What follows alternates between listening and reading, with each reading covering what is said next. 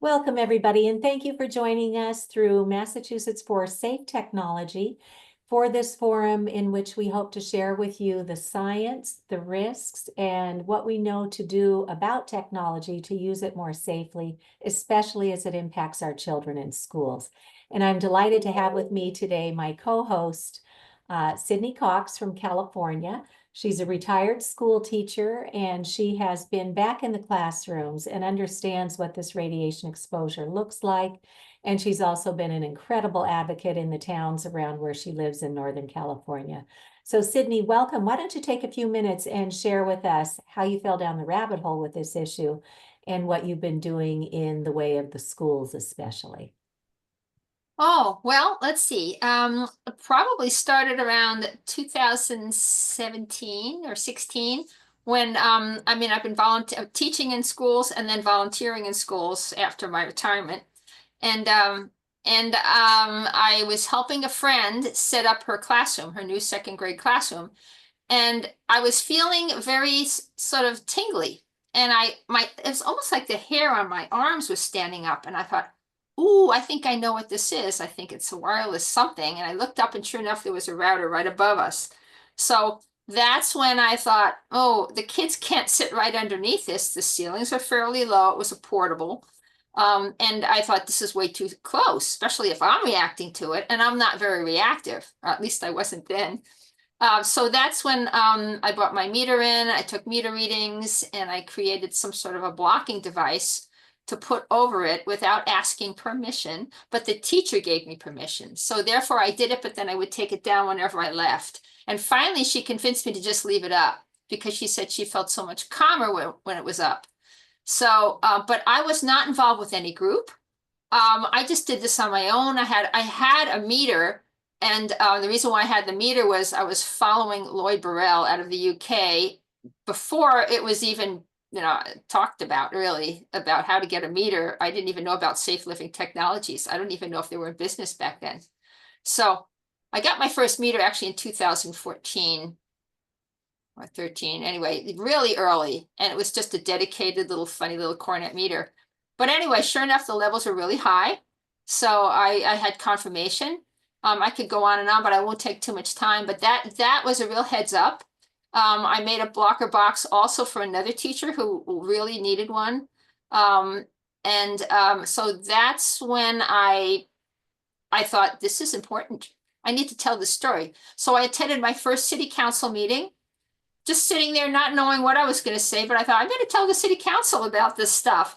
So I did, and there were about 40 people there.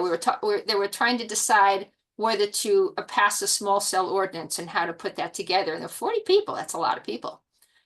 This was right before the pandemic, 2019. So that was good. I met a big group, and we had meetings after it. But then the pandemic came, and everybody went to the four winds, and we lost our momentum. But I stayed friends with some very key people, and ended up me taking over the EMF Safety Network, creating a website for Safe Tech for Santa Rosa. I jumped in with both feet, and I've never stopped.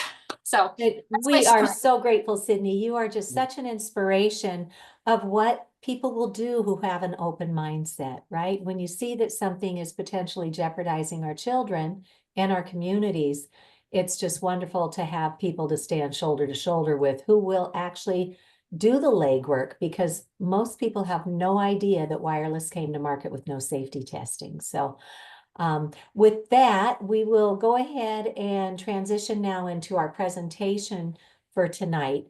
I want folks to know that when we send out the recording to everybody who registered, we will also send my slides. And anything with the blue underline is an active link that you'll be able to go and dive right into the areas that interest you most, because we always say, don't take our word on any of this.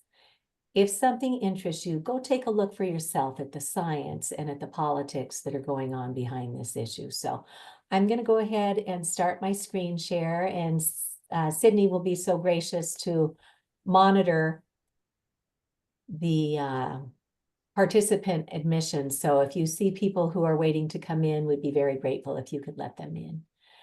Okay, Sidnee, can you give me a nod if you can see my screen? All righty. So these are the slides that we'll be sending to you, and further along in the evening, we will give you contact information for both Sidney and I. So feel free to reach out with any questions. We don't want anybody going through this journey alone, because there are so many people all over the country and all over North America and Europe who understand this issue, and we can help you to come up to speed very quickly. So I fell down the rabbit hole just a little bit before Sidney back in 2012. And I had spent years running our local education foundation at the time when the industry was introducing their 21st century classroom. And we are a small school here in Ashland, Massachusetts, a small district. And our budgets had been cut to the bone year after year after year. And we certainly didn't have the funding to get what we were being told our kids would need to succeed. So, good to be parents. We raised our hands and we jumped in, and I ran, I think, 7 or 8 campaigns to get wireless infrastructure, to get iPads and Chromebooks and smart boards and minis and Apple TV, what we thought was all this great new technology. And then one night at book group, a girlfriend of mine who's an electrical engineer tipped us off that there are biological risks from wireless tech. And it was book group, so I didn't really pay attention to it. And then not long after that, something crossed my desk that made me look again. And the American Academy of Environmental Medicine, these are the doctors who get the conundrum cases that regularly trained doctors have no idea how to address. Nothing's working. So the American Academy of Environmental Medicine in 2012 put out a position statement to school superintendents saying, please do not allow wireless into the schools and near the children. So that made me sit up and go, well, what the heck is that? Is there any science? And I was just astounded that when I went to just take a look, there were literally thousands of peer-reviewed studies all over the world showing extensive harm, and especially to children. So that was where my journey began. I'm a tech writer, so I just started reading the science, and study after study after study was confirming my worst suspicion. And so we'll talk a little bit about the science tonight too. But that's how my schools became the first in the nation to even have this little sign in our classrooms with best practices for mobile devices. Turn off these devices when they're not in use. Otherwise, they sit there pulsing man-made radiation all the time. Turn the Wi-Fi on only when needed. And always place a mobile device on a solid surface. And we're going to walk you through the legal fine print that advises everybody to take that advice. So it was not an easy conversation to have with our schools because industry got such a head start. And they went in at the state level and started offering all these sweetheart deals to get this new equipment into the schools. And in one respect, it was kind of a brilliant strategy because industry knows once you get a child as a consumer, quite often they stay with you for life. So from a business standpoint, pretty good, except that it's harming our children. Right. So again, it was not an easy conversation to have with our schools, but when they read that legal fine print, that's when they had an uh-oh moment. And then I worked with Senate President Karen Spilka here in Massachusetts. She's my state legislator. And she and I had served together on our local education foundation, and we had brought so much of this technology in. And when I showed her the science, I showed her our little sign, and then I measured with a radio frequency detection meter, like Sidney was referencing a moment ago. I measured her cell phone and her district director's laptop, and both devices went right off the charts with radiation. And they're looking at me like, really? And I said, yes, and nobody knows. I said, it's going to be like drugs or alcohol or pornography or gambling or tobacco. Adults will make their choices around these risks. but we are morally obligated to look out for our children. So Senator Spilka put me with an attorney in her office back in 2014. And Aaron Carty and I whittled out a little bill that would just bring the right minds to the table, form a commission at the state level, and start figuring out what this is and what we need to do with it. Well, it's been 10 years now, and we have had dozens of bills here in Massachusetts.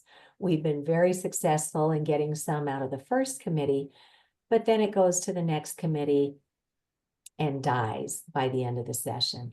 So with great thanks to Deb Hodgson up in New Hampshire, she's a citizen who became very ill from the wireless radiation in her own home. And once she figured it out, she told her family that she was going to remove the wireless radiation because she was going to go off of Coumadin, and she had heard that Wi-Fi could affect the blood.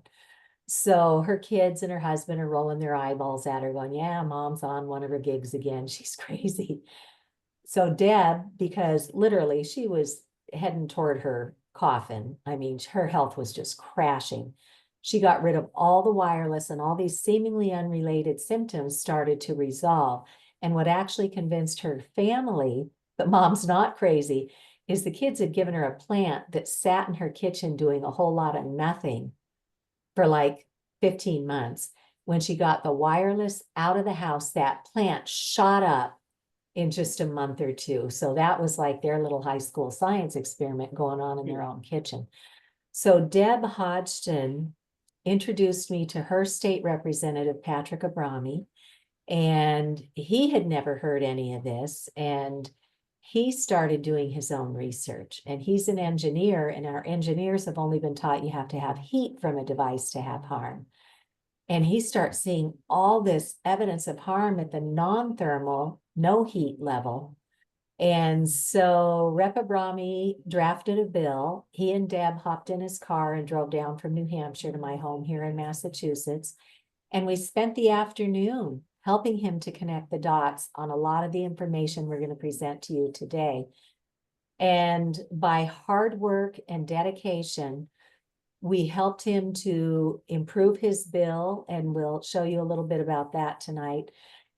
And we got that bill passed in less than a year. In just 7 months' time, we got it through their House, through their Senate, and under Governor Sununu's pen that they had to form a commission and investigate this issue for a year and then come up with a commission report. And we're going to show you that too today. So we have been working very hard. There are citizens all over the country who are working with their legislators. We just don't hear about it, and we'll tell you why that is too. So along this journey, somebody over in Europe found my work and reached out, and I started volunteering my time with what became Safer Tech Education. It's a nonprofit that's now out of Canada. And my partner in that is Dr. Mikko Ahonen out of Finland. He's one of the world's leading scientists on this wireless radiation issue. And he and I have this little course online that can be completed in about an hour. So we literally have off-the-shelf training to train our municipalities, to train our workforces, to train our schools. And at the end, it kicks out a little tip sheet with handy reminders of how do we stay connected, but also protected. And it also has a certificate of completion so that our human resource departments can log who completed their training. So lots of resources today that we didn't have a decade ago when I fell down the rabbit hole and when Sidney fell down the rabbit hole. So when we were doing our bills, for 2 years, I was the only person I could speak to about this issue. I was alone on this journey, and I wasn't entirely sure about what I was saying back then. And how gratifying was it that Dr. Deborah Davis, who's a Nobel Peace Prize co-laureate on climate change, she is all over this issue now. And she established probably the world's greatest think tank and database on the wireless issue at her nonprofit called the Environmental Health Trust. Well, Dr. Davis knew about the bill that we had in Massachusetts a decade ago, and so she brought a panel of world-leading experts to our state house to ask for right to know legislation. And when we were there at the state house, I didn't know that there were other people who understood this. And we actually had a standing room only event at the State House. And it was so incredibly wonderful to connect with others. So that's why we say, don't do this alone. Reach out. We likely know people in your area that we can connect you to. But from there, I formed Massachusetts for Safe Technology. I built a website that's not scary, you know, not dark and doom and gloom, but lots of light, lots of space, but lots of facts and action steps that we can all take. Baby steps to start with, right? Let's protect ourselves, and we're going to teach you how to do that today too. So feel free to use all these resources. And I like to share this next one. Somebody down at the National Institutes of Health found my work and asked if I would co-chair the technology panel for the Health in Buildings Roundtable Conference. And so I was so honored to do so and to bring together a group of experts to present. And each of our talks was held to less than 10 minutes. So you will hear my opening remarks. You will hear from Dr. Martin Pall, P-A-L-L, who's one of the world's leading experts on this. He's a professor emeritus out of Washington State, and he has culled the science to help us understand what the mechanisms of harm that this technology is causing, what they are. And then we had Frank Clegg, who's the retired president of Microsoft Canada. He had been a career man in technology, and he had no idea that the wireless component was as harmful as it is. So Frank Clegg flew in with us and said, you know, given a nudge, the industry can absolutely do better. But we know they're not going to change their operating model because they're making money hand over fist with what they're currently doing. So it's going to take you and I to find the courage to speak up in our own communities and get this ball rolling. We also had Theodora Scarrato from the Environmental Health Trust. She was the executive director at that time. And she came and in her little talk shares with us what other countries are already doing, because we are way behind the 8 ball here in the United States. She showcased, for example, a school in Italy that was removing the wireless because they recognized how harmful it is. And then we also had Peter Sullivan on our panel. And when I was doing my research, I came across Peter Sullivan's work in the autism area.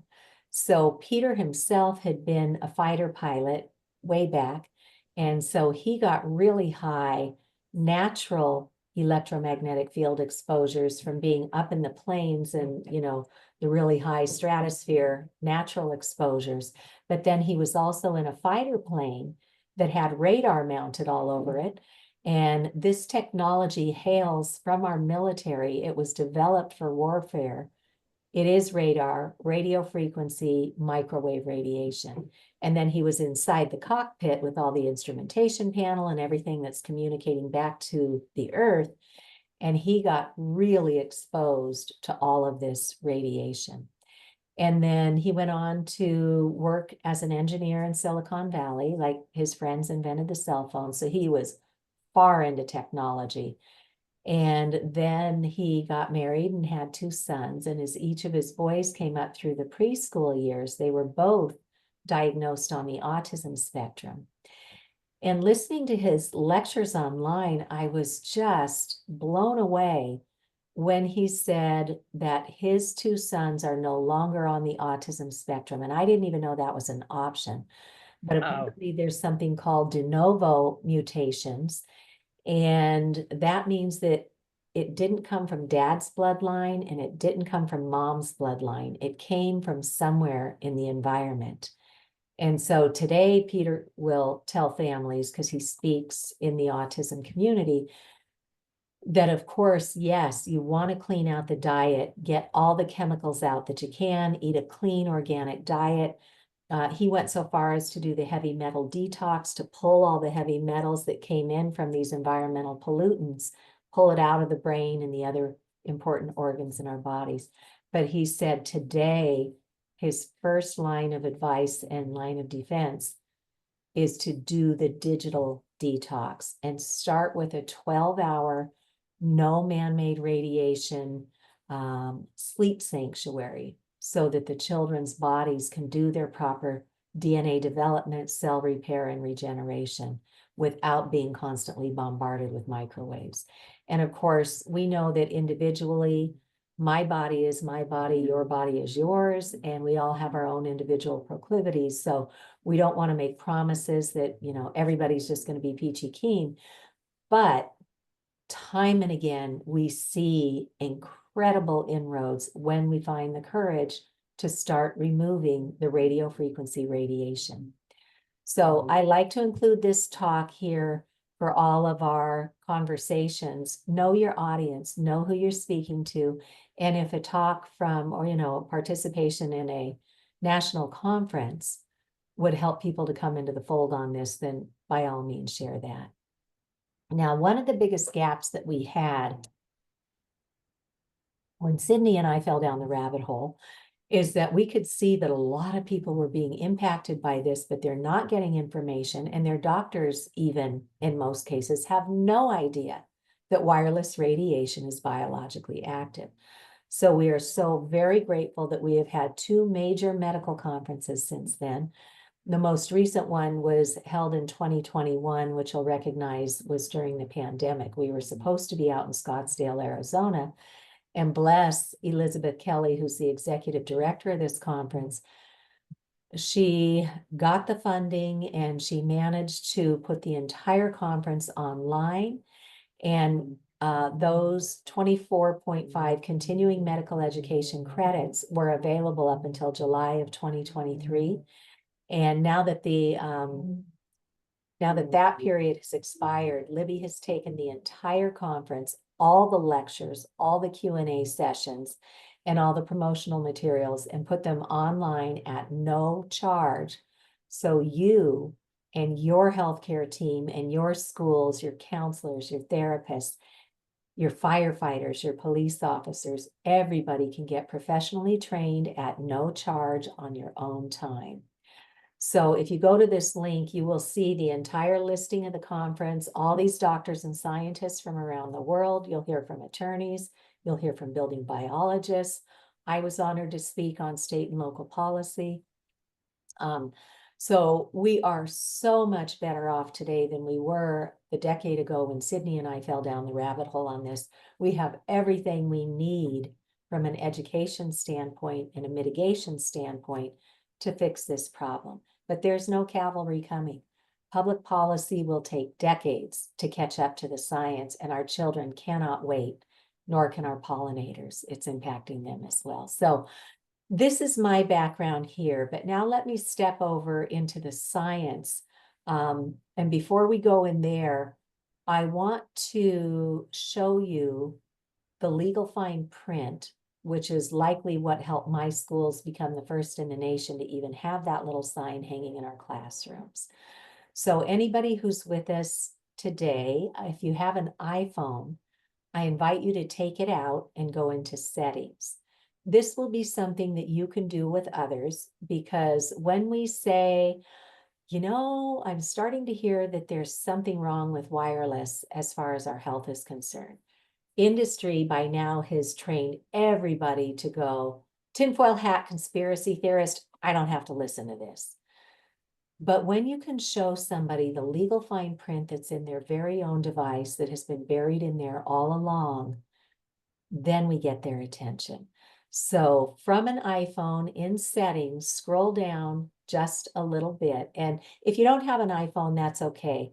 If you just look up RF for radio frequency, look up RF exposure for your make and model, you will be able to find that information. And our friends at the Environmental Health Trust have a web page called See the Fine Print. It's not just our phones, it's every single wireless device. And the Apple iPads had a disclaimer in there telling people, keep this away from your body or you might experience seizures and blackouts and eye strain. So it just goes on and on. So from your settings, scroll down just a little ways and hit general. From general, go all the way down to the bottom and hit legal and regulatory. So settings, general, legal, and regulatory. And then on that next screen, you will see about 4 down, RF exposure. That's this radio frequency radiation. It's also two-way microwave radiation. Some people talk about it as electromagnetic fields because it is this pulsation of these fields of microwave radio frequency. And in that legal fine print that's been in there all along, it says we tested this device at a distance from the body. So if you are putting it in your bra or your shirt pocket or your suit pocket or tucking it in your waistband or your yoga pants, if you're putting it in your back pocket, you are going to exceed the Federal Communications Commission's limits for public radiation exposure. And as we'll discover in a few minutes, the FCC has now been sued for ignoring 11,000 pages of scientific evidence of harm entered into the public record. And they're not doing anything to protect you and I. So when you read a little further down, so it says we tested it at a distance. And if you go to a subsequent paragraph, it'll say, hey, we're good guys, right? To reduce your exposure, basically, once you know you're radiating yourself, don't touch it. It says to use a hands-free option or speakerphone, right? So they suggest that you use a headset, and I'm going to pause my screen share for a moment and give you a couple of demonstrations. So again, remember, for everything that we've broken, we know what the solutions are and we know how to fix it. So this is a headset, and like most of them, it's got a little jack that plugs into your device, but then it's got a nice long cord, got a little clip on it. You can hook it on your clothes so it doesn't come loose. It's got the little volume controls and the muting, but then it's got these two little ferrite beads that break the radiation. One of the properties of this microwave radiation is it amplifies around metal. So if you're using a traditional headset that has a wire that goes right up to your brain, that radiation's going, woohoo, baby, let's party on right up to the brain. And we don't want that. We certainly don't want earbuds because that's a microwave transmitter on both sides of your brain, sending radiation to whatever device you've got it paired with. So the better solution is something called an air tube or a hollow tube headset. And that's what the rest of this looks like. So the ferrite bead breaks the radiation coming through the wire, and now we just have a little hollow tube. And you want to make sure there's no metal on the part that goes onto your head. This is just a little rubber tube that inserts into the head. So look for a hollow tube or an air tube headset, nice long cord so you can put your radiating device as far from you as you possibly can. And then what I want to do next is give a demonstration because I had a really hard time getting my head around this because it's invisible, right? But if COVID-19 taught us anything, it's we better be really on top of these environmental invisible exposures or we leave ourselves very vulnerable. So here in my house, I use this Safe and Sound Pro 2 meter. This was a $400 meter that was recommended at the EMF medical conference. I know doctors who have purchased it and put it into practice, and they will loan it for like 10 bucks to their patients and say, you've got 2 hours. Now go home, do your scavenger hunt, write down what was radiating and at what level, and then we're going to teach you what to do about that. So here in my home, I am typically in the green almost all the time. See how that's green right there? That's our goal. In the scientific literature, they want us to be at 10 or less. And the unit of measurement that they use is something called a microwatt per square meter. So our goal is 10 or less.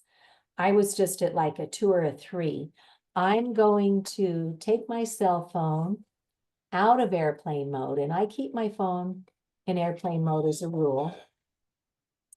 And we can see it has flown up into the flashing red, which is as bad as it gets. And I went, oh boy, okay, I'm gonna put my cell phone back into airplane mode and tell you what just happened. We went from 2 or 3 microwatts to 3,180,000. Honestly, it probably went higher than that, but that's the top of the limit on this particular meter. 3 million. And the science wants us to be at 10 or less. So it's invisible, but it's pretty serious. And we're going to teach you what to do about it after we look at the science. Okay, so I'm going to go back into my screen share. And give you some good news. I went after a grant in my town once I realized that there are devices that can measure this invisible exposure. And here in Ashland, we became the first in the nation to put one of these on loan. Again, it wasn't easy to do back in 2016 because nobody had heard about this issue. Today, it's much easier to ask your library to put one on loan because libraries around the country have started doing this, thanks to citizens who bring it forward. And I had to go round robin with my board of select persons here. That's our form of like city council. Took me 3 tries and ultimately they gave me a grant. I wanted 2 meters, one for our library and one for our schools. But this was so new that I felt blessed that they actually, after the 3rd go round, granted me the $400 to get a meter for our library. And then I had to go present to the library before they'd agree to take it into circulation. And they voted 4-1. They wanted to know what their own exposures were for the most part. There was one gentleman who wasn't really convinced this was an issue, but that's okay. Maybe he'll continue his research. So we became the first in the nation. Others are doing it around the country. And if you want to go to your library and say, hey, we know that most libraries today have a library of things because people don't just come to a library for books anymore. Libraries are reinventing. And so now they've got all sorts of great things that they loan out to the community, like a metal detector, a stud finder. My daughter's on a wait list for a power washer, puzzles, games. So it's not a stretch to ask to put a radio frequency detection meter on loan. And we encourage you to get a good one, like the Safe and Sound Pro 2. The acoustimeter is good too, but they've come up with some new features on the Safe and Sound Pro 2. So that's the one that I would advise today. And if your library cannot afford the $400 this budget season, or maybe they can only put in $200 toward it, ask them, citizens can't, but librarians can, reach out to the Environmental Health Trust because they have a small grant fund and they are helping libraries to get this tool put into circulation in our community. So again, everything we've broken, we know how to fix and we have great resources for you. Okay. Sadly, most of what we hear through mainstream media is filtered, and a lot of those filters come from the wireless and the telecom industry because their parent companies either outright own the media outlets or their advertising revenue is so potent that it would be a conflict of interest if they started reporting on the biological hazards of wireless technology. So one of the last bastions of independent reporting that we have today is at the community level are cable stations. And so my local station has been so fabulous. Every time I go to them and ask for resources, they help me to create videos, to create public service announcements. And WACA TV here in Ashland did a 23-minute public service announcement, a walkthrough of my home, showing common exposures today, you know, the TV, the microwave oven, my wireless computer, keyboard, mouse, all that stuff. So we did a walkthrough and then made recommendations. And it's great, you know, thousands of people have watched this, so we appreciate it and we're so happy to be able to help.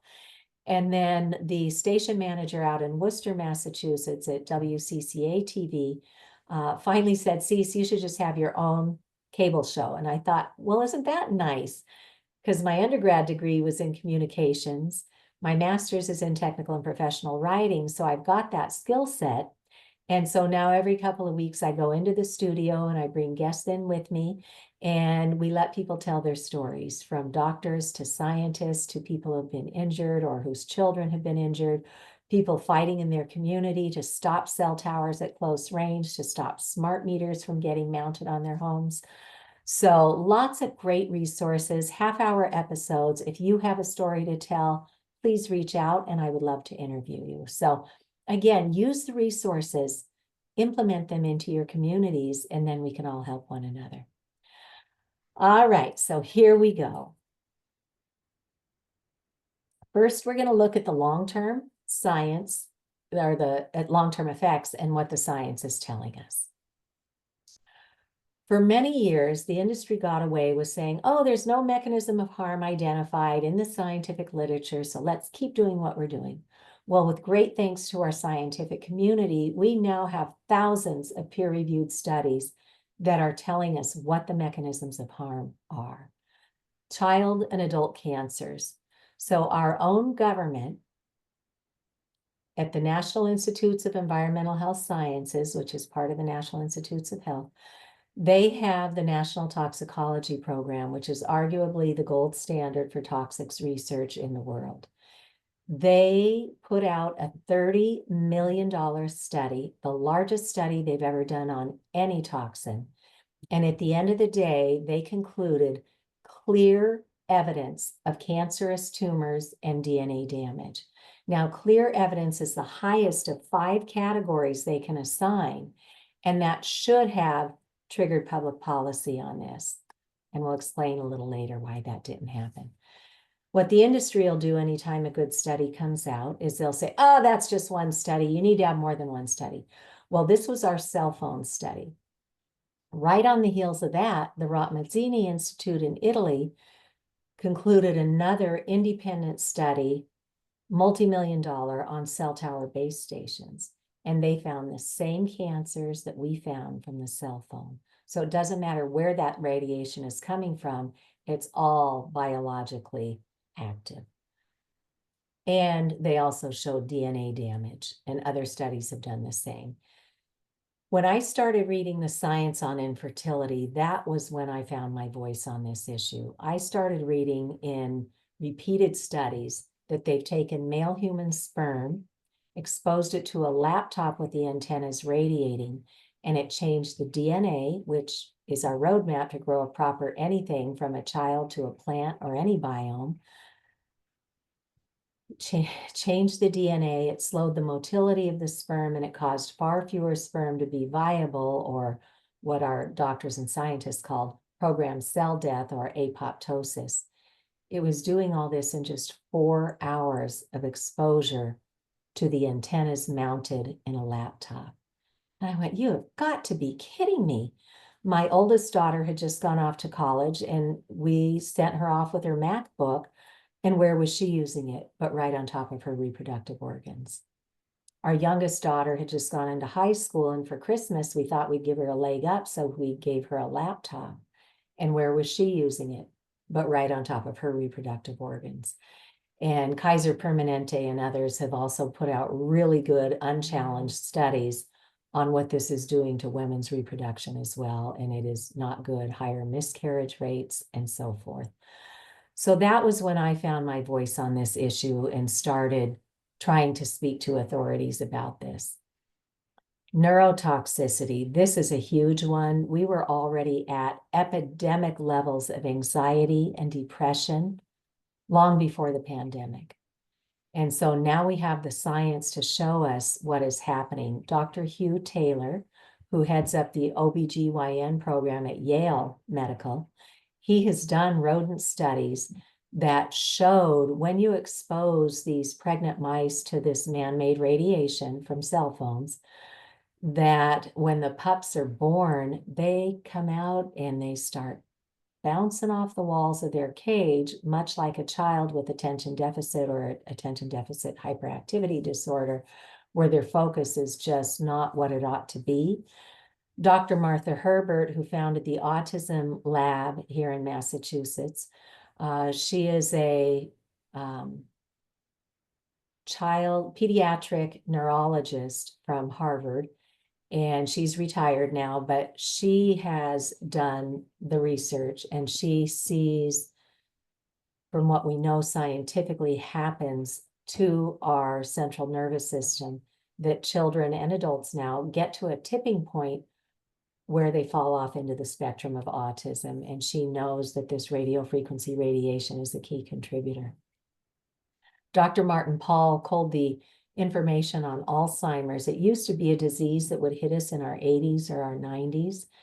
Now we are seeing Alzheimer's in our 70s, our 60s, our 50s, our 40s, our 30s, and even in some rare cases in our 20s. So we cannot continue to bombard the environment of the brain with all of this man-made radiation. And when we speak about these mechanisms of harm, with great thanks to Dr. Pal Patcher and other scientists, they have shown that when you pulsate the brain with this microwave radiation, it jeopardizes a really important membrane that we have. It's called the blood-brain barrier, and it's a membrane that protects this sensitive organ of our brain, so that as the body is cleaning out the toxins of the day through the bloodstream, the blood-brain barrier protects the brain. Well, what the science is now showing is that when we jackhammer our cells with microwaves, that it opens up the blood-brain barrier. And now these toxins, as they're trying to be escorted out of the body, can find their way into these openings in the blood-brain barrier. And so it's no surprise, once we understand the science, that we see these epidemic levels of anxiety, depression, suicidal ideation, ADD, ADHD, Alzheimer's, PANS, PANDAS, all of this neurotoxicity that we didn't have decades ago. And some of you may be familiar with the concept of earthing or grounding. So there was a scientist by the name of Schumann who detected that the earth pulses this healing natural electromagnetic field at 7.83 times per second. That's now called Schumann's resonance. So at 7.83 hertz or cycles per second. That's what you and I are meant to be connected to, and every other living thing on our planet. That's where we get that energy from the earth that keeps us regulated. Well, what did we do when we started using digital technology? Instead of 7.83 hertz, we're now operating in the megahertz range, which is 1,000,000 cycles per second. And in the gigahertz range, it's 1 billion cycles per second. How they can fit 1,000,000 or 1 billion of anything in a second, I don't know. But literally, we are getting jackhammered with this pulse of microwaves, and it's that pulsation that is dysregulating our own biological systems. And our cells whisper to each other with this electrical circuitry day in and day out. And this is overpowering our own biological circuitry and then the chemical reactions that they're supposed to be regulating for us. So we've gotten ourselves into some pretty hot water, but again, we know how to fix this, and we're going to share that with you too. We need to understand that children are not just little adults. They are still under construction. Their very central nervous system, their immune system is still in development. Their DNA is still developing. And with great thanks to Dr. Om Gandhi, he has shown us how, for example, putting a cell phone up to your head with your fully formed skull and brain, that microwave radiation is pulsating into your brain about a third of the way through. Children have thinner skulls and their brains have a higher water content. When you think about how a microwave oven works, it gets in there and vibrates the water that's in whatever it is that you're heating in there. So the child has a higher water content. These microwaves are going to be more invasive. And you can see on a 10-year-old child, it's pulsating that brain about 3/4 of the way through. And on a 5-year-old's little brain, it's pulsating almost the entire brain. So we really need to step up and do everything that we can think of to protect our kids. The Environmental Working Group, some of you may know, as a mom, I found them because every year they come out with their pesticide lists called the Clean 15 and the Dirty Dozen. So as a mom, I learned that there are certain foods that you really should try and buy organically if you can. Otherwise, they're so saturated with pesticides that you're putting a lot of toxins into your body. And then they have the Clean 15 list, which are commercially grown products that the part that you eat isn't as absorbent of the pesticides as other produce might be. So I knew about them, and I was just delighted to know that they got funding to put a PhD on staff who follows this science on electromagnetic fields. And occasionally they will put out fact sheets that, again, know your audience. If you're talking to parents, they probably know about the Environmental Working Group. So maybe they'll find these reports credible. And they're just fact sheets, just a few pages long. But here's one, for example, on protecting kids from wireless radiation in schools and at home. And here's the other one that they did on the central nervous system. So lots of great resources, and let's just do our very best to protect our children. And again, at each one of these links, you'll find much more evidence here.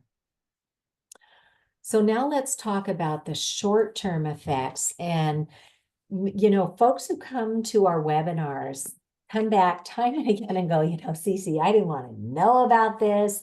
I didn't want to hear it because I live on my device. It helps me to run my life.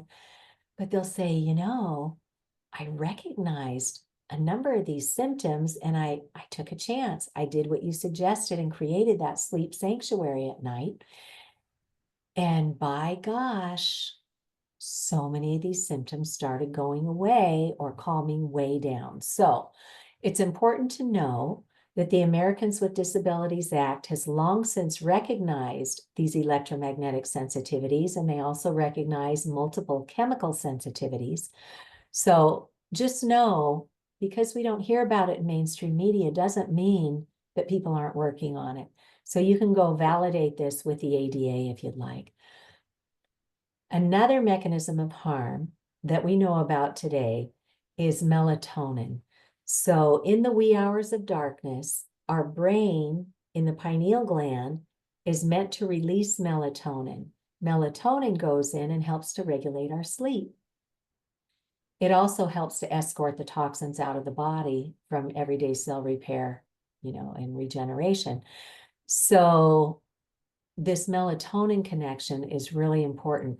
What the science has revealed is that we operate off of our circadian rhythm, this 24-hour clock.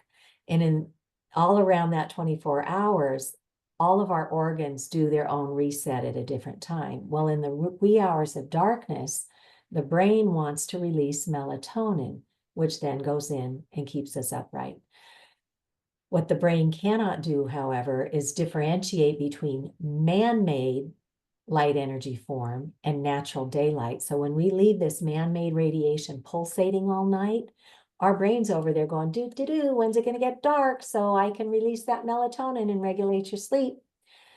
So take a chance. Turn off all your wireless connections. Make sure you're not sleeping near a smart meter or, those utility meters that pulsate at us 24/7.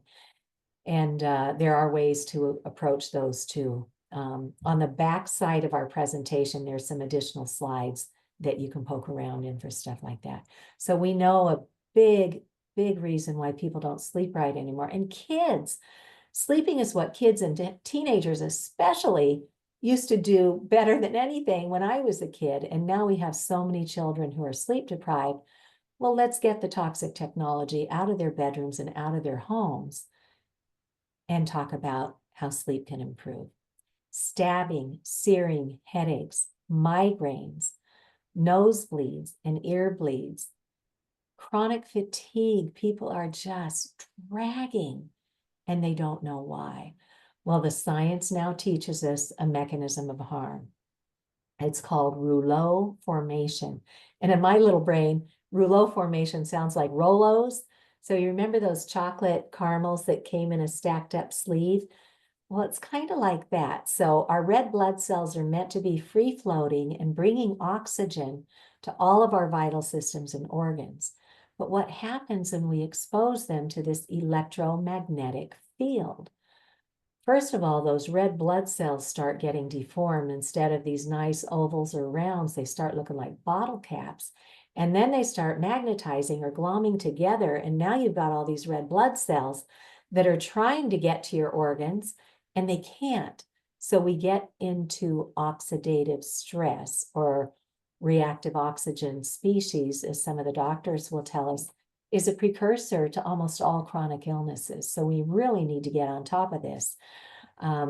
So we know what's going on, and, pain from unidentified sources. How long can we pulse ourselves with microwaves and expect to be normal?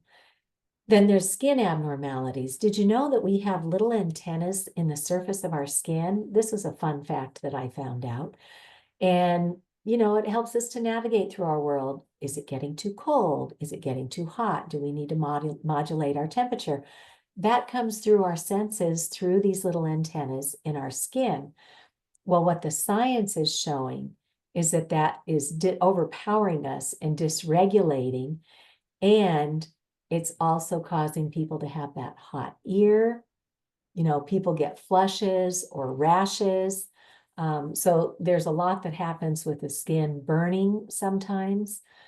And then, our poor organs, our heart is such a major organ. Some people's heart starts going too fast or too slow when they're around these exposures, depending on your own individual proclivity. We also, get these palpitations, arrhythmias. Some people describe it as it feels like somebody's sitting on their chest because everything's constricting in there.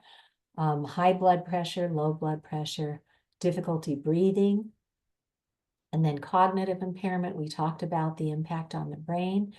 And I will tell you that it was so upsetting at the EMF medical conference to hear more than one of the experts say, if we do not get ahead of this, if we continue to radiate the environment of the brain, we can expect to have many more of these societal outbursts like we've been seeing. We have the mass shootings, we have the gamers who go off the rails. And I don't know about you, but here in the Boston market, when the kids went back to school, I saw in 3 different districts in Boston, kids were on the news because they were taking their Chromebooks that they had been issued and literally were wailing on their peers because they had no modulation of their behavior control anymore. They were just simply losing their minds and getting violent. And I mentioned this to a woman at my yoga studio, and it turns out she's a school counselor at the high school next to us. And she said, oh my gosh, one of my colleagues is out on disability because one of those boys beat the tar out of her with a Chromebook. So it is happening, and we can't wait for public policy to catch up to the science because our kids need our protections right now.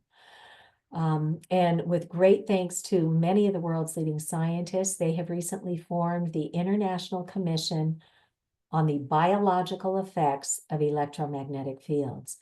And the ICBE-EMF, as they call themselves, they have just recently issued a statement on electromagnetic hypersensitivity, saying that we are in a crisis and we need to get busy to protect our communities. So that statement, I read it out loud, and it's only about 5 minutes. So people who are taking it to the next level and starting to speak about this in their communities, you could just read that statement from world-leading experts into the public record at your local zoning board meetings, your planning board meetings, your health department, your schools, your city council, or whatever your form of government is. So the big head scratcher for me as I'm looking at all this science, why don't we know? And that missing puzzle piece fell into place for me in 2015 when Harvard Law School Center for Ethics came out with this free online 59-page report called Captured Agency: How the Federal Communications Commission is Dominated by the Industries it presumably regulates.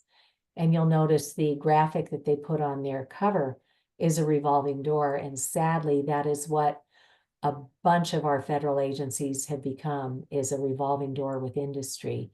So industry comes in, they become commissioners at the FCC, at the FDA, at the EPA, at the CDC, and they start running the show to protect industry priorities instead of public health and safety. Perhaps with this new administration, we might see some change over there, and maybe we'll actually begin to hold accountability for public health, not for corporate profit. So captured agency was my missing puzzle piece to go, oh, there is nobody looking out for us. We have to do it. There's no cavalry coming. So that's why I do what I do. And so many of us do what we do in our communities. ProPublica in more recent years came out with a really good article telling us the same facts, how the FCC shields cell phone companies from safety concerns. And when that $30 million study was completed by the National Toxicology Program, that was actually commissioned 2 decades ago by our own Food and Drug Administration. And ironically, when they came out with their ruling of clear evidence of cancerous tumors and DNA damage, that should have triggered public policy, but instead, the gentleman who was in charge of the radiation control at the FDA at the time, this Dr. Jeffrey Shorin, he just retired, by the way, he went over to his friends at the FCC and said, hey, we don't believe that study. Let's just keep doing what we're doing. And one might say, what possessed Dr. Shorin to do that? Well, then we go and look to see who is Dr. Shorin. And we find out that he was married to a woman who's a partner in a law firm that represents big everybody, including big Wi-Fi, big telecom. So we have conflicts of interest at every level of government. And sadly, all the way up through the World Health Organization.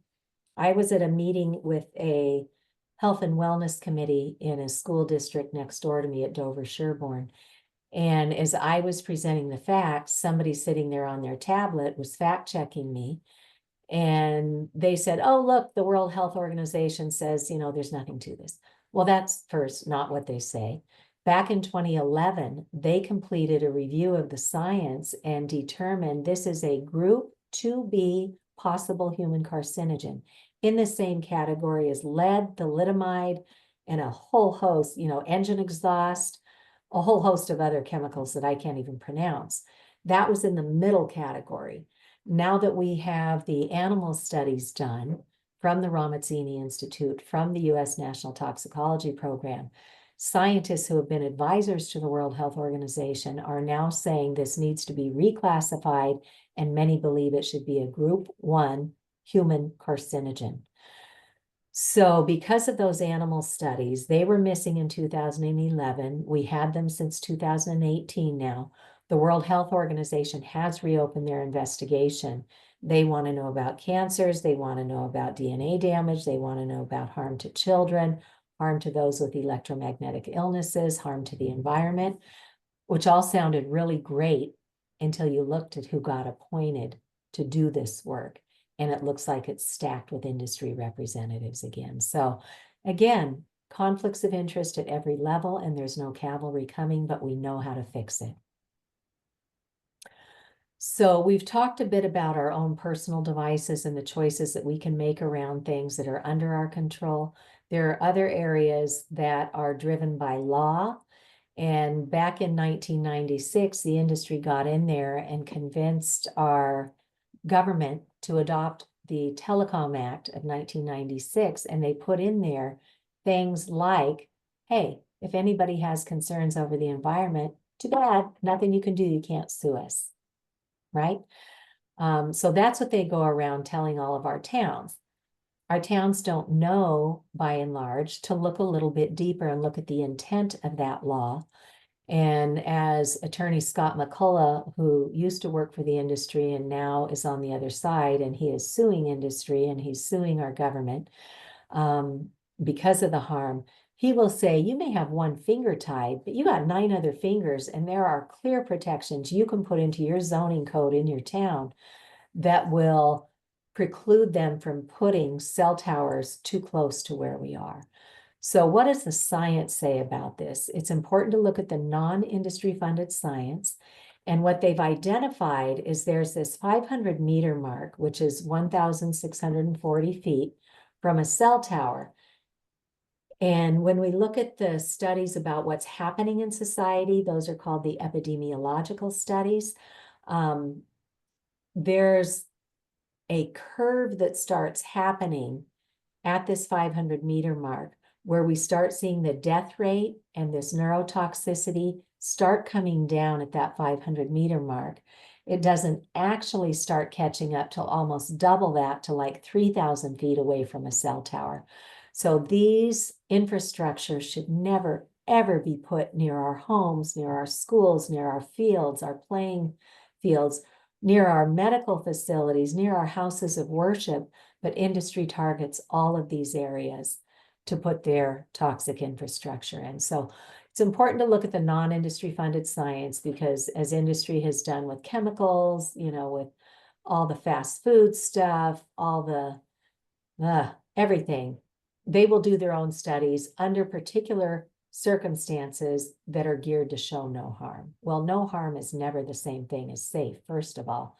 So you need to look at the non-industry funded preponderance of science, and that is showing clear evidence of harm. There's a website called antennasearch.com. If you're curious about how exposed are you, you can put in an address here in the United States, and it will give you a return of all the cell towers and those big macro antennas within a 3-mile radius. When I put my home address in, I get a couple hundred. When I put in downtown Boston at the State House, more than 1,520 cell towers with more than 4,500 of these macro antennas that project this radiation for miles. So our cities, by and large, have become such toxic soup. And, the results that you'll get at antennasearch.com can help you to plot out all this stuff, specifically where they are, how far they are. And then here's what one neighborhood, the Hyde Park neighborhood, looks like. It's unconscionable that they've done that to our communities. And now they pretty much maxed out all the carrier waves that they have for the 4G and the 3G and 2G signals. Those are longer wavelengths that are capable of getting through objects. That's how your cell phone can get signal inside of your home or your office or your schools. So there's not a whole lot of money to be made. They've kind of maxed out that part of those wavelengths. The only thing left were these tiny little waves called millimeter waves that are still part of the microwave spectrum, but it's the little ones. And so the industry has spun up 5G, or 5th generation technology. Our friends at Safe Tech Hawaii have come up with a nice little 5 or 6 minute video that you can watch on what 5G is and isn't. But it just means about every 10 years we get into another generation of technology. Right now we're in 5th generation, with the military developing 6th generation and more. And the way they're getting us to buy into this is they're saying, oh, 5G is going to be great. You're going to have faster entertainment downloads, smart cities, super highways, all this sexy sounding stuff. But they're literally putting cell towers in at the curb right outside our homes and on top of our schools. And now if you go and look to see, well, gee, all these faster downloads for streaming, look to see who's buying up the entertainment industry. It's the wireless industry, the telecom industry. It's a new revenue stream. So it's not like 5G can fly on its own. It still needs 3G and 4G longer waves as the backbone. And now they're adding a whole new layer on top of that electropollution for 5G. But they can't go through objects. Rain, snow, trees. We see them coming in, even sometimes under the cover of darkness at night, and lopping the trees so their 5G signals can reach your 5G devices. At a time when we're up against climate change and our cities are trying to grow more trees as a cooling canopy to keep the heat down in our cities. And here comes telecom and starts cutting down the trees. So it's happening, and we need to get our towns to strengthen their zoning code, so at least we can put some distance between where we're spending our time and where these things are showing up. And a lot of communities are succeeding, but our towns don't even know. So it takes us citizens to raise this. And they also target our schools. They're using some scare tactics to say, hey, if there's a shooter, you're going to want to have the best signal that you can have. Well, I'm sorry. But if there's a shooter inside the children's building, the last thing you want is a child texting on their cell phone and not paying attention to the adult who's in charge. You don't want them giving misinformation. You don't want a flock of parents showing up where emergency vehicles are not going to be able to get through to do their jobs. You can still have cell phones on campus, but they need to be put away bell to bell. And then post tragedy, then you can give the kids back their cell phones, but do not let those kids be distracted in the midst of a crisis. So the industry is using some underhanded targeting tools to try and get their infrastructure put up, because everywhere you put it up in the public right of ways, they get a revenue stream. So our schools think this is great. Our towns think it is great, but it is biologically very potentially harmful. So, and the kicker is 5G was taken to task by Senator Richard Blumenthal at the federal level at a congressional hearing with the Commerce Committee some years ago. And there were two industry representatives there. And Senator Blumenthal said to them, so please share with us, how much money have you invested in independent science before rolling out 5G? And these two industry guys just kind of did the hamana, and were ultimately made to admit nada. So Senator Blumenthal, in this little clip from our friends at the Environmental Health Trust, show us that he says, so as far as health and safety is concerned, we're flying blind here. And that's their MO. Bring it to market as fast as they can, get as much market share as they can, ask questions later. So again, we're not even getting what they're promising. We're not getting faster speeds. Computer World and others have put out articles saying 5G is a bad joke. So it's marketing, and we don't need it. So take a deep breath. You know, when my kids were little and they heard upsetting things, I'd say, go over to the couch, scream into the pillow, get it out of your body like the birds and the animals. The dogs will shake it out of their body, scream it out of your body, and then come back to the kitchen table and we'll figure out how to sort things out. Well, this is what safe technology looks like. Everybody's got a router these days.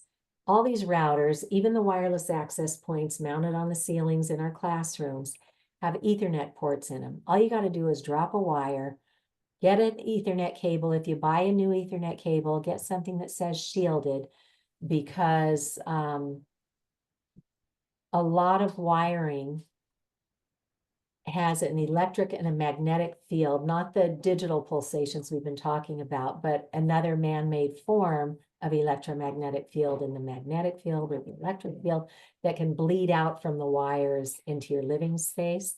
So if you're going to buy a new wire, just pay the extra couple bucks and get a shielded one. Run a long one in your home to where you use your technology most. Most people have more than one device these days, and so you can get what you could think of as like an extension cord, but it's called an Ethernet switch, where you have a main connection from your router, and then you can plug in separate little Ethernet cables for each one of your devices, and you can buy little adapters, right? I mean, who knew for the iPhone, you can get this little $30 adapter called a lightning adapter that just plugs into the Ethernet cable. And then the Ethernet cable on the other end just plugs into your router or your switch box. So again, not rocket science to fix, and it won't break the bank for most people. You can probably fix it for about $100. So hardwiring is your first step. The second step is you now need to go do your little detective work and make sure you've turned off all the antennas, because the way things are engineered today, just plugging it in doesn't automatically disable the antennas. But our engineers are a pretty brilliant group. If asked to do so, they can definitely make this technology more safely. So I forward my cell phone calls. I go right into my settings, and there's a telephone option where it just allows me to forward it to my landline. And folks who are electrically sensitive, like this phone from AT&T, it's the CL 2909, I think it is. but it only plugs into the wall jack. There's no electrical cord that comes with it, and people who are electrically sensitive want to reduce those energies coming off the cords too. So this was one that a lot of people like, that AT&T CL2909. So then I don't have to have a cell phone on at home at all. I use mine just for emergencies out on the road. And by now, everybody in my world knows, just call me on my landline or shoot me an email, and I'll get right back to you when I see it. So you have to turn off the antennas in your laptops and your cell phones. A little caveat on the iPhones, many of the Androids or the Googles, if you go in and turn airplane mode on, that oftentimes will disable all the antennas, because there's a cellular antenna, there's data, there's Bluetooth, there's Wi-Fi, locator, hotspot, and all these new 5G antennas coming in. So sometimes airplane mode will disable that directly for you. On the iPhones, we've noticed that you still have to go in and turn off the Bluetooth and the Wi-Fi. If it just says not connected, that's not good enough, because remember, this is a two-way microwave signal. It's always going to be pulsating, going, here I am, where are you? I want to connect, here I am. So if it just says not, if it says on or not connected, just tap it and turn these antennas off. And then your calls will go into your voicemail. And some people who have to work with a cell phone will keep it in airplane mode as a rule, and then set an alarm, because everything that's on your devices, your clock, your camera, anything you've downloaded entertainment-wise, your alarms, that's all there to enjoy without radiating yourself. So just set an alarm, half hour, and then go in and set it away from you, and then turn it on and let it do its upload download for a couple of seconds, go right back into full airplane mode, and then pick it up and look at your messages and compose your responses, and then set it away from you again, and do send receive quickly, and then go right back into airplane mode. I know it's a mind bender, but really it's the only way to protect yourself. And again, my house is completely safe, so it can be done with a little bit of mindfulness.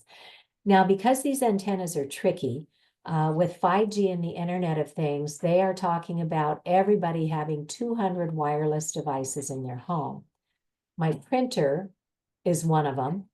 And I was sitting here working one day, and I did not feel good.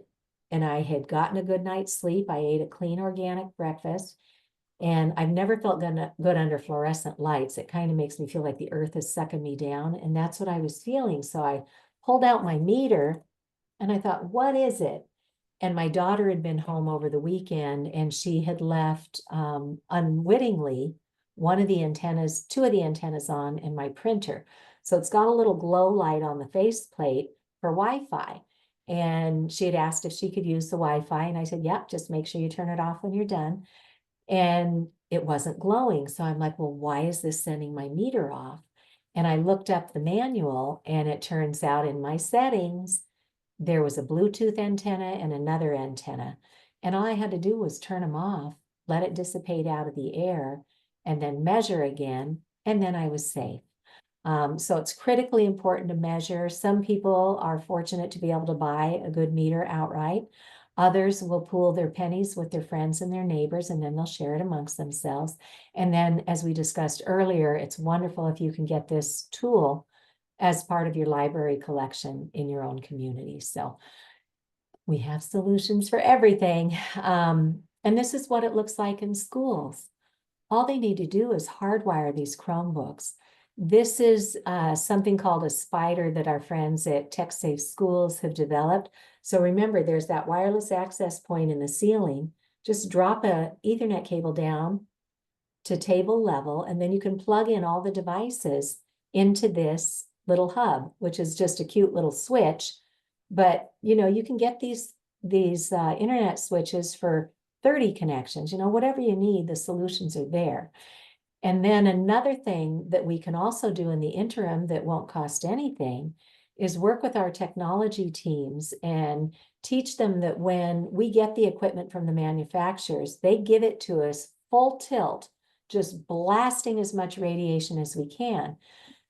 But what we've discovered is they can turn down the power level by more than 90%, reducing all that exposure on our kids and teachers, and still get connections when they need them. Another thing that our schools can do is adjust the beacon signal. Instead of going off, 100 times per second, you can take that down 90% and have it just go 10% of that. And again, you've reduced all that radiation exposure. So those are precautionary measures we can start right now, today, while our schools plan on how to truly hardwire and stop radiating our kids. So Tech Safe Schools has an incredible toolkit out there to help everybody through. All right.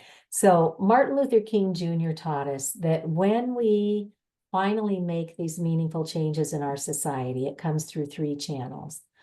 One is the public learns and gets engaged, and that's what we're hoping to inspire with our webinars that we do for you every month. Second, it eventually goes through the courts and the guilty get held accountable, and finally, public policy catches up, in this case to the science, and we get protections put in place. But again, the courts and the public policy can take decades, and our kids don't have that kind of time. 60% of our children have chronic illnesses. We need to remove these environmental exposures. So I'll quickly run you through some of the highlights of what's going on in these areas.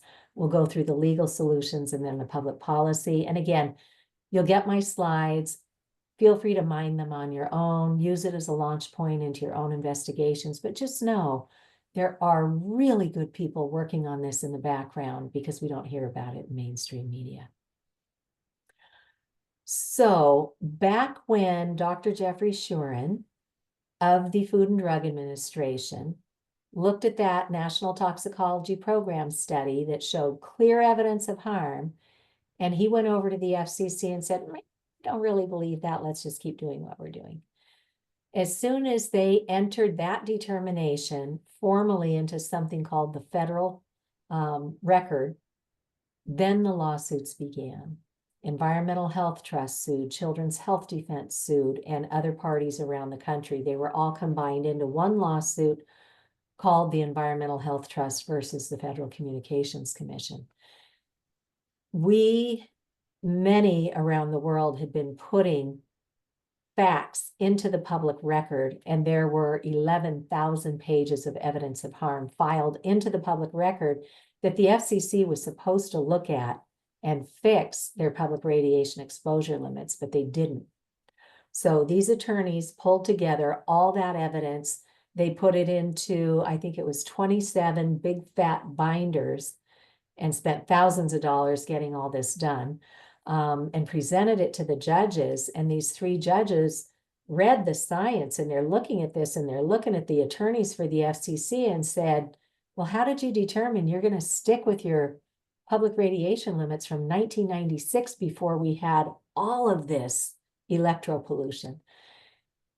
And the FCC attorneys kind of did one of these and said, well, the FDA said it was okay.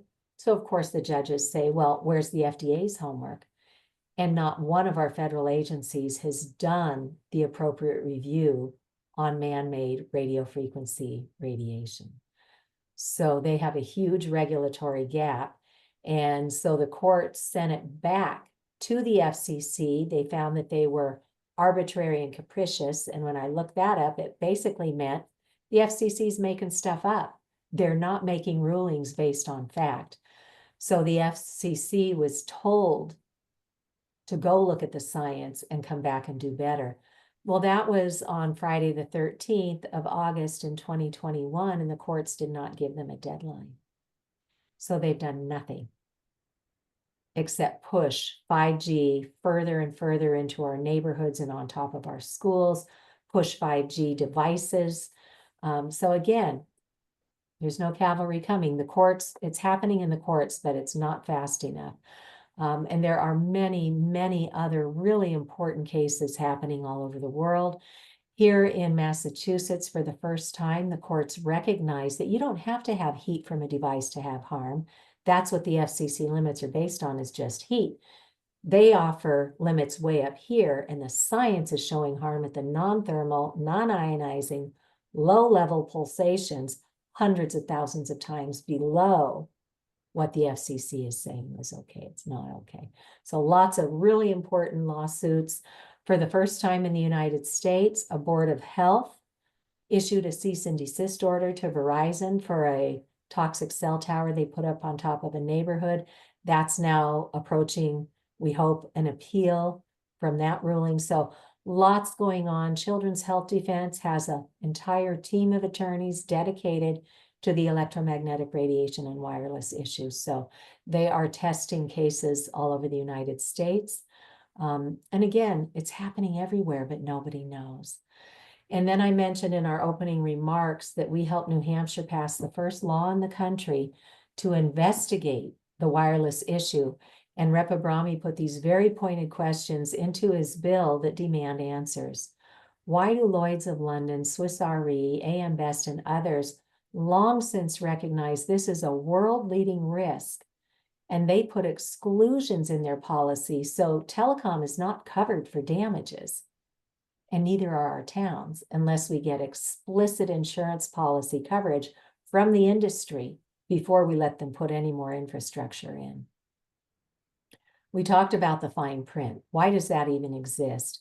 Why is the FCC ignoring thousands of peer-reviewed studies? And why does the FCC just keep talking about these thermal effects when the harm is happening at the non-thermal level? And why does the US allow 100 times more radiation exposure than certain other countries like Russia and China and Italy and elsewhere? And why are they not looking at the cumulative effect? What happens when you put a child in a classroom with 30 devices radiating every day, week after week, month after month, year after year? Nobody is accounting for that cumulative effect. And like with any toxin, it builds up in our body and our immune system can only handle so much, and then we hit these tipping points. So we got that bill passed into law. We were so grateful to the world-leading experts, scientists, doctors, industry who came in to testify. And they came out with this groundbreaking commission report that's in my signature on all my emails. But they document all the harm and make 15 recommendations for what we should be doing. We should be having setbacks from this infrastructure. It should never be close to where we are. We should be educating the public. We should be putting up signs on everything that's radiating. We should be training our building inspectors to measure so that if we're going to buy or lease a place, we know what the risk is. And we should be transitioning out of our schools and getting back to safe, fast, reliable, and highly energy efficient hardwired connections. Did you know that wireless consumes 10 times more energy than simply plugging in? There was a Greenpeace analyst back in 2012 who crunched the numbers and said, if the cloud were a country, it would be the 5th largest consumer of energy in the world. And it's now been 12 years and we've only amped it up so much more. So many reasons why, but every time we try to enact their 15 recommendations, industry comes in and just trounces us. So again, no cavalry coming. We keep at it at these other levels, but we need to protect ourselves and our communities today. Great presentation by Dr. Kent Chamberlain, Professor Emeritus and Chair of the University of New Hampshire's Computer and Electrical Engineering Department. He presents the facts and shares his slides in a 20-minute presentation. It's excellent. So, encouragement for our schools. I went to an open house for our brand new, beautiful David Mendez School, which is our upper elementary. And I went on the tour, and as the tour group moved on, I stayed back and I kept my iPhone in airplane mode because my camera still works in airplane mode. And I took these little clips of what the readings were. Out in the parking lot, it was nice and green because we have not allowed cell towers on our school grounds. But as soon as I got into the building, we started the tour in the gym, which has really high ceilings, which means there's some distance from that wireless access point. and it was flickering around in the orange range in the gym. But as soon as we got into the classrooms and all the specials rooms, the music room, the art room, the library, off the charts red. The hallways, they've even put them in the hallways. And on one of my cable programs, I interviewed a network expert from Ireland, and he said, honestly, you can power the entire building with 2 or 3 of those routers, those wireless access points. And here industry has convinced us we need one in every single classroom. It's overkill. It's good for their bottom line, bad for our schools. So you can go in and watch these live readings that I took there. New York Times did an expose series. What are Silicon Valley executives doing with their children? Well, it turns out they're sending their children to schools with no technology, not hardwired, not wireless. They know that a child does not properly develop in the shallows of a screen. They know that a child needs to have real interpersonal interaction with the trusted adults in their lives, with their peers. They know that they need interaction with the natural environment outdoors, and they need movement and they need touch. They are tactile learners, not screens. And they've even gone so far in Silicon Valley to have their nannies sign contracts that there will be no screens around their children.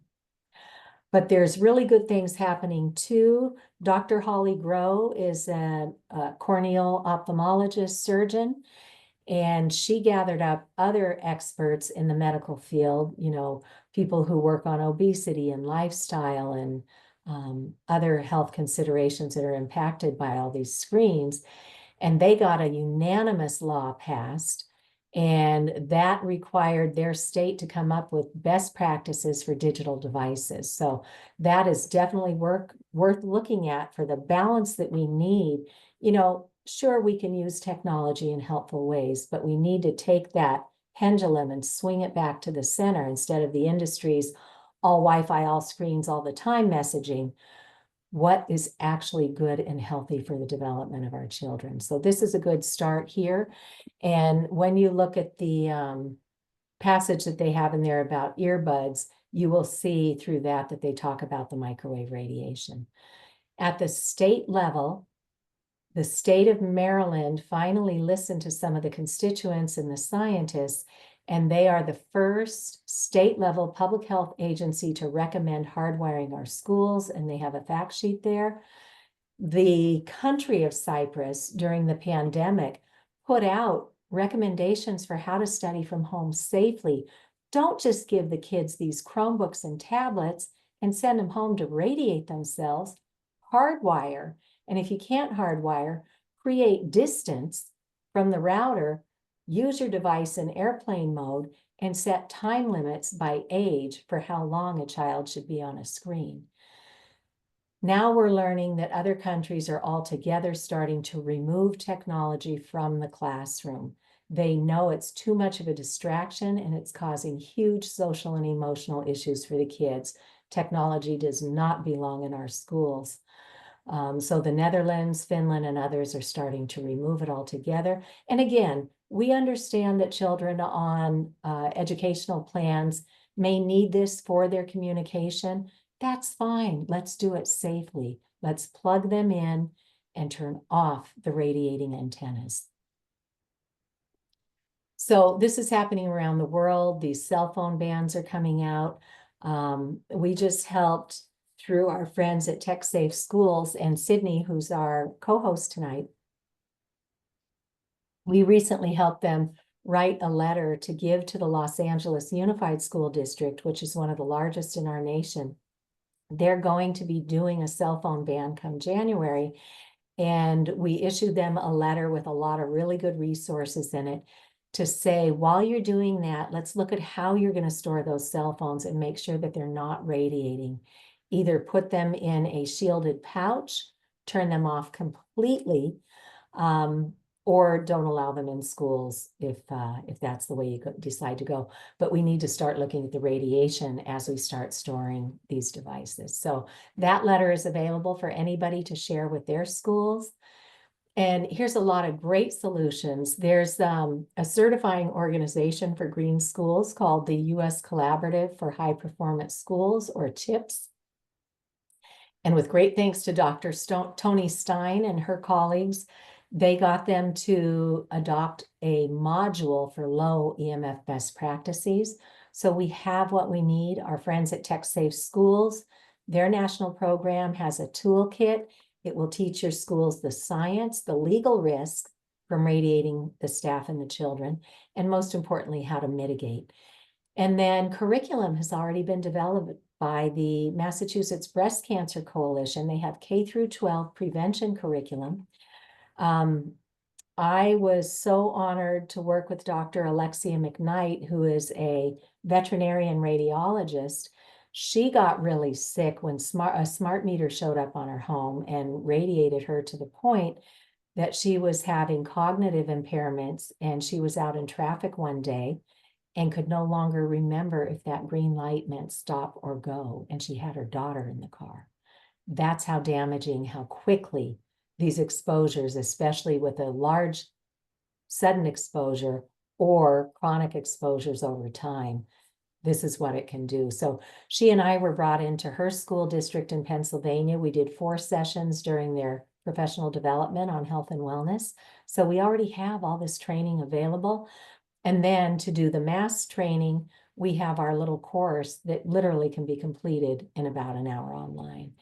And then our friends at the Environmental Health Trust have just this plethora of printable postcards, posters, booklets, all sorts of things that we can do to teach our schools, to teach our colleges and our dorms that we really need to address this from a safety perspective.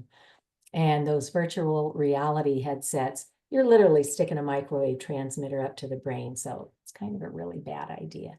But just know we have so many resources. And in the professional sectors too, for healthcare training, the first medical school textbook has now been published with chapters from scientists and doctors from all over the world. The nurses have also, for the environmental health nurses, their second edition of their textbook now has a chapter on EMFs and prevention and treatment. And then Dr. Cindy Russell and others have established Physicians for Safe Technology. That's a really trustworthy website to send your medical team to. And then we have this EMF medical conference online. It's a 4-day medical conference. You could slot in the lectures, half hour here, an hour there, and get that professional training at no charge. And then for our engineers, our physicists, our technologists, techs, we've got so many cool resources for you.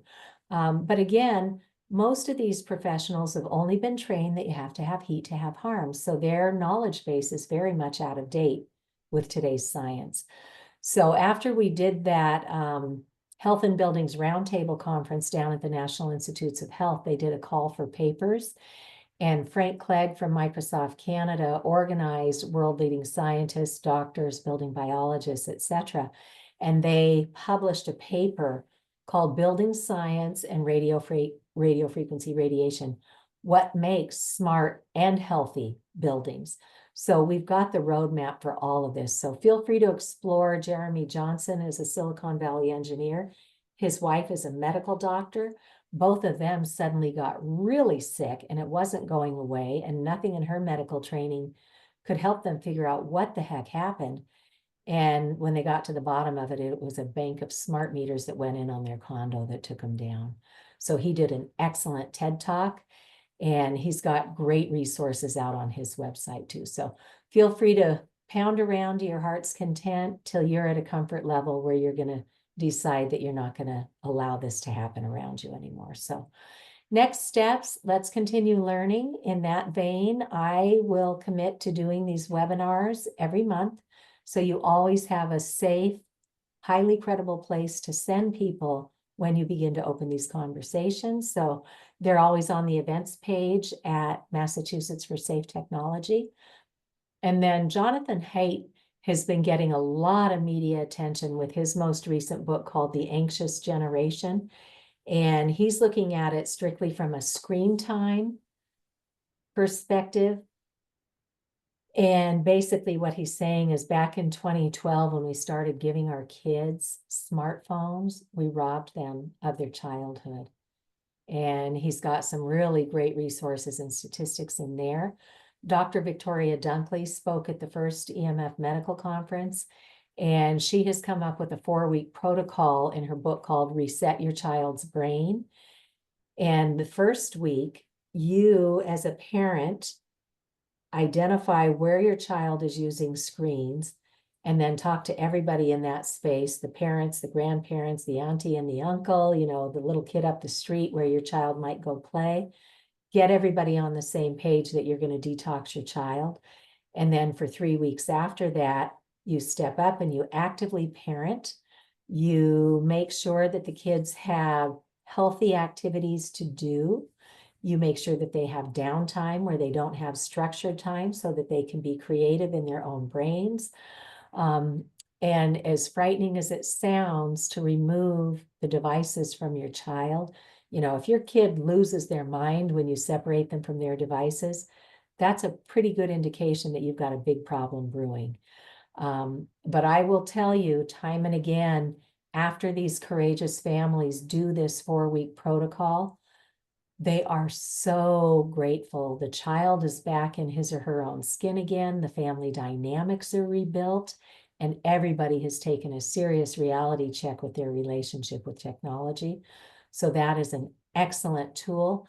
There's also a really good ADD autism protocol that you can look at here. And things are coming a little bit more mainstream. Camilla Reese and Dr. Erica Mallory Blythe and others did 2 segments on PBS with Bert Wolf and his travel show on microwave radiation, you know, EMFs from wireless. Those are great. And then there's award-winning film Generation Zapped came out in 2018, and it's still one of the best teaching tools that we have. In 74 minutes, you can sit down with your loved ones. You can watch it at work with your colleagues. And I can be brought in to bring you up to date with what we talked about tonight, what's happened even since 2018. But it's available widely. My library has it as part of their Canopy and Hoopla streaming services, and it's available in many other streaming services. So easy peasy to do the conversation with people using Generation Zapped. And then this document that I created, I modeled it off of something that Dr. Joel Moskowitz had done when the National Toxicology Program came out with their preliminary findings on the cell phone cancers. And I called mine EMF points of confusion versus fact, because as I was opening the conversation with people, I was hearing these same objections come up time again, like, oh, the FCC says it's fine. Well, what do we know about that? Well, with the inverse square law of physics, distance is your friend. Well, yes, that's true, but these signals travel for miles, and it's that pulse modulation that's really damaging our cells. So, well, a lot of things that people will come up with, you know, we know how to answer that and to give you the credible resources. So, folks have told me that they just print out copies of that, and on the last page, there's a graphic that shows all the parts on the body where this hits. And so they just hand this to people when they're opening the conversation because it brings immediate credibility. If you can show them the fine print, and then if you can measure it on their own devices, then you've really got their attention. But this EMF points of confusion versus fact sheet has been said to be a good thing. And then, as I said, we keep coming up with fresh episodes on my cable show, so feel free to share those. Anybody who registered with us, I will put you on my distribution list so you'll get notices when all these learning opportunities come up. And you're welcome to unsubscribe at any time, but because we don't hear this in mainstream media, we want to continuously give you information, and we try not to flood your inbox, but share information that you can then use. Okay. We've just piloted a new program where we have identified, or 10 champions from across the North American continent have stepped forward and said, yeah, we want to do this. We want to protect our kids, especially and in schools. So we're starting this pilot program. We're going to start educating in our own communities first. Then we'll have a flyer that we can go to school events and hand out to the parents and the faculty.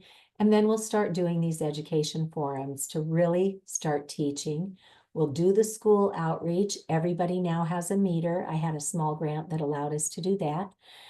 And we're building a support system for ourselves. We get together every couple of weeks and we talk about how we're doing, what we're learning, what bombed, what worked, and we're strategically trying to help our children. So, and we'll celebrate along the way, because why do this if it's not fun, right? We're gonna have a good time. So stay tuned. Sidnee is one of our champions, and so you can reach out to her or to I if you have any questions, and let's just see what we can do.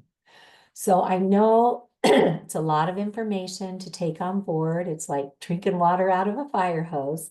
But once you go scream into a pillow and come back, just remember, you do have significant control over a lot of this. And distance is your friend. The Centers for Disease Control and Prevention, our CDC, has a three-pronged approach to working with radiation.